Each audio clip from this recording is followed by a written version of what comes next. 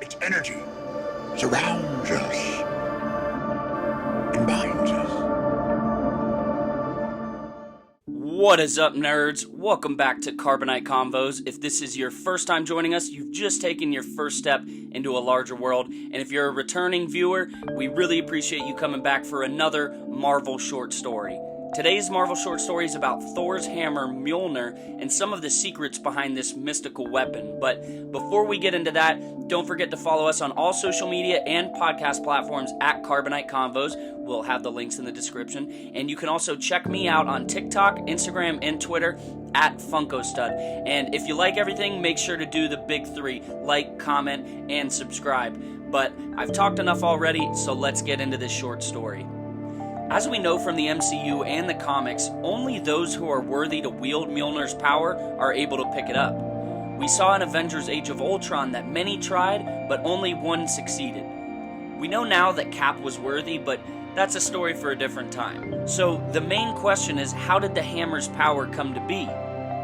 In the first Thor movie, after Thor is banished to Earth, we hear Odin say his famous words, "Whosoever holds this hammer, if they be worthy, shall possess the power of Thor," before tossing the hammer into the Bifrost.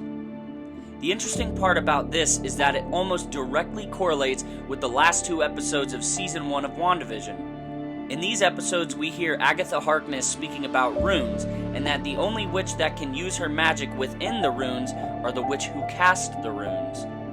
This relates to the hammer in a very subtle way. There are in fact runes transcribed on the top of Thor's hammer that were cast by Odin before tossing the hammer into the Bifrost. When Odin spoke those famous words, he was actually casting somewhat of a spell on the hammer, in the same way that witches can cast spells on people and objects as well. When translated from Elder Furthark to English, these runes read, "He who wields this hammer commands the lightning and the storm." This is why in Avengers Endgame, when we finally learn that Steve Rogers is worthy of Mjolnir's power, he is able to command the lightning just as Thor did. I hope this gave you all something of value and helped you understand a little more about how this hammer connects to a much more mystical side of Marvel. But if you enjoyed it, please think about giving this video a thumbs up and let me know your thoughts in the comments. I can't thank you enough for coming back for another Marvel short story, but until next time, guys, may the Force be with you. Remember, the Force will be with you. Always.